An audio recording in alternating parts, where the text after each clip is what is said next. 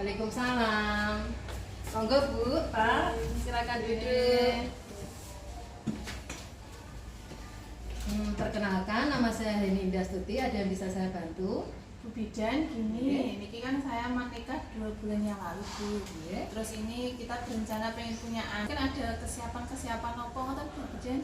Oke, baik. Sebelumnya saya data dulu, nggih. Nama Ibu?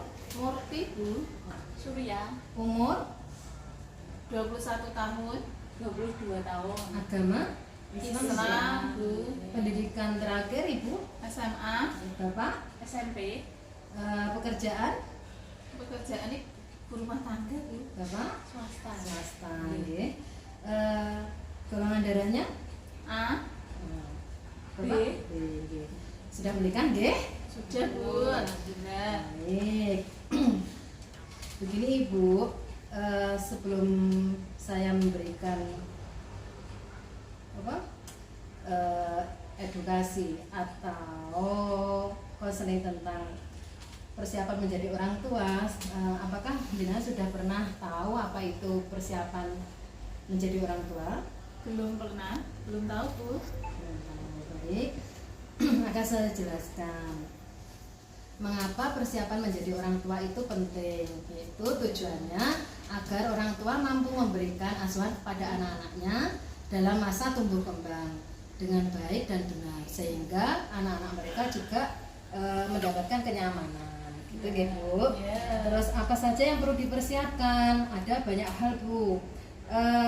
Yang pertama perencanaan keluarga, terus persiapan kehamilan, persiapan psikologis, persiapan finansial. Selain itu juga persiapan laktasi dan persiapan adaptasi saudara kandung. Saya akan menjelaskan satu persatu, nggih.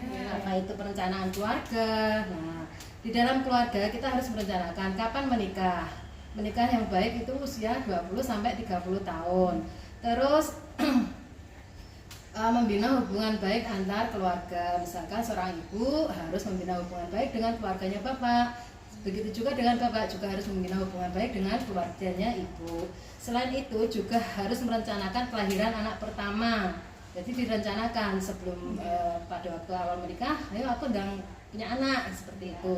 Terus mengatur jarak kelahiran. Dari jarak anak ke-1 dengan jarak anak kedua itu harus diatur. Berhenti melahirkan di usia 35 tahun Bu, karena itu sudah masuk bukan pasangan usia subur, nggih. Terus merawat dan mengasuh anak dengan memenuhi kebutuhan dasar anak, asah, asih, asuh. Itu merupakan perencanaan keluarga. Selain perencanaan keluarga tadi ada persiapan kehamilan. Jadi kehamilan juga harus dipersiapkan. Di dalam persiapan kehamilan sendiri itu meliputi persiapan pemeriksaan fisik, yaitu tensi, nadi, suhu, status gizi, golongan darah, dan pemeriksaan lain. Selain pemeriksaan fisik, persiapan fisik juga persiapan gizi. Jadi status gizi ibu juga harus tahu. Terus ibu juga harus mengkonsumsi tablet tambah darah juga dan asam folat. Selain itu harus minum minimal 8 gelas per hari. Ibu biasanya minum berapa gelas sehari? Enggak saya hitung Bu, kira-kira ya 5 gelasan kan Bu. Oke. Terus hindari minum kopi dan teh setelah makan. Selain itu juga batasi konsumsi garam, gula, lemak dan minyak. Jadi harus dibatasi. Itu persiapan gizinya, nggih. Selain itu juga imunisasi tetanus. Jadi setiap calon ibu diharapkan sudah mendapatkan 5 kali imunisasi tetanus. Maka ibu sudah berapa kali mendapatkan imunisasi? Sudah Bu, kemarin pas waktu cari surat mau menikah itu Bu, itu sudah ditanya-tanya katanya sudah lengkap. Persiapan kehamilan yang lain yaitu kesehatan organ reproduksi.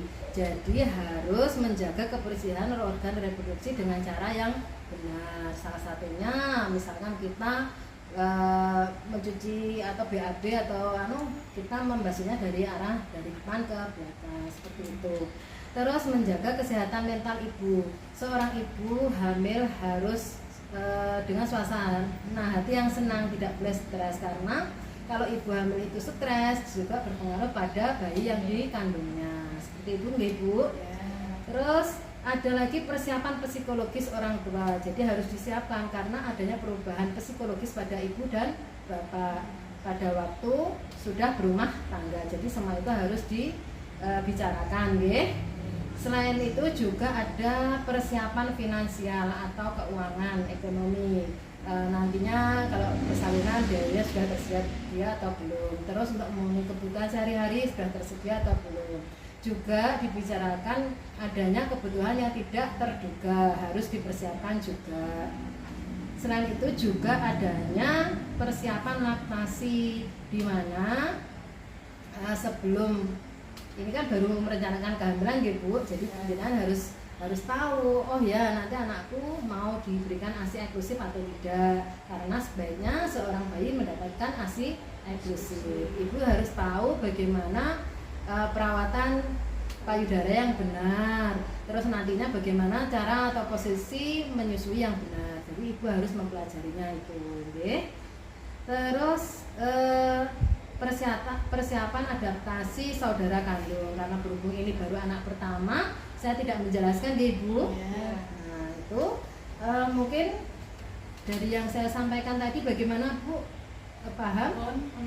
Paham, nggih. Ada beberapa hal yang perlu dipersiapkan, nggih. Tadi ada perencanaan keluarga, persiapan visi, nggih, itu termasuk kehamilan, nggih. Terus selain itu juga finansial. Terus cara menyusui, tadi jenengan juga harus mempelajarinya, nggih. Seperti itu. Mungkin ada pertanyaan Ibu dari apa yang saya sampaikan? Nggak ada Bu, cukup. Sudah paham nggih? Semoga setelah ini nanti jenengan pulang terus segera diberikan momongan. Amin. Amin. Semoga segera ya Bu ya. Sabar nanti insya Allah mudah-mudahan segera. Terima kasih Bu Ida. Sama-sama Bu Pak. Monggo.